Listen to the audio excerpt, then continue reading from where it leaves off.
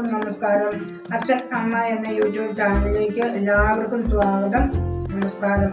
ഞാൻ ഇന്ന് ഇവിടെ പറയുവാൻ തുടങ്ങുന്നത് കർക്കിടക മാസമാണ്. ഈ കർക്കിടക മാസത്തിൽ നമുക്ക് കഴിക്കാൻ പറ്റുന്ന ഭക്ഷണങ്ങളിലും അതുപോലുള്ള ഇലക്കറികളെ പറ്റിയാണ് പറയുന്നത്.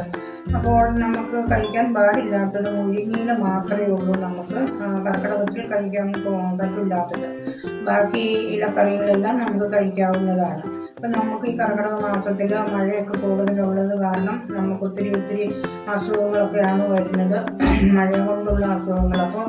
അപ്പോൾ അതിനെയൊക്കെ നമുക്ക് ആരോഗ്യമായിട്ട് നിർത്താൻ ഞങ്ങളെല്ലാം പണ്ട് തൊട്ട് എല്ലാവരും കർക്കിടക കഞ്ഞി ഉണ്ടാക്കി കഴിക്കുന്നതാണ്. അതിനകത്ത് ഒത്തിരി പച്ചമരുന്നുകളും എല്ലാം ചേരുന്നതാണ്.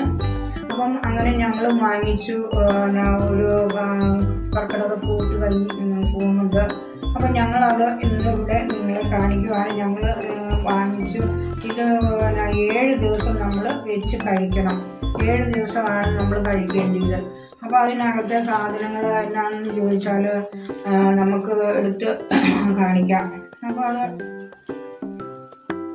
ഉണക്കലരിയുണ്ട്, പിന്നെ ഈ ഉണക്കലരിയുണ്ട്, ഗോതമ്പുണ്ട്, ഉലുവായുണ്ട്, പിന്നെ ഇതിൻ്റെ പച്ചമരുന്നുകൾ പൊടിച്ച കവറാണിത്.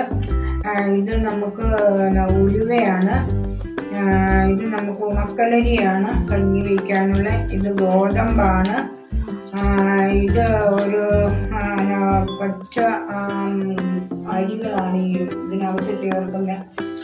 അപ്പോൾ ഇത് ഞാവലരിയാണ്. ഇത് കുതിർത്താൻ നമ്മളിടണം. ഇട്ട് കഴിഞ്ഞിട്ട് കുറേ നേരം കിടന്നെങ്കിലാണ് ഇത് കുതിർന്ന് വരുള്ളൂ, അല്ലെങ്കിൽ വേഗം താമസം വരും. അപ്പോൾ ഇതുണ്ടാക്കുന്നത് നമ്മൾ തേങ്ങ ചിരണ്ടി അതിൻ്റെ 1-ാം പാൽ മാറ്റി വെച്ച് 2-ാം പാലും മാറ്റി വെച്ചിട്ട് 3-ാം പാലിനകത്താണ് നമ്മളിത് വേവിക്കുന്നത്.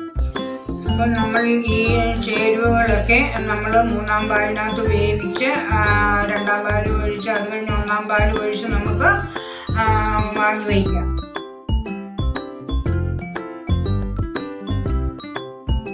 കർക്കിടക മാസത്തിൽ കഴിക്കാൻ നല്ലൊരു ഔഷധമാണ് ഇത്. അപ്പം ഞങ്ങളൊക്കെ എല്ലാ കൊല്ലവും വാങ്ങിച്ച് കഴിക്കാറുണ്ട്. അതിൻ്റെ ഗുണങ്ങളും ഒക്കെ ഞങ്ങൾക്ക് ഇന്നും ഉണ്ട്.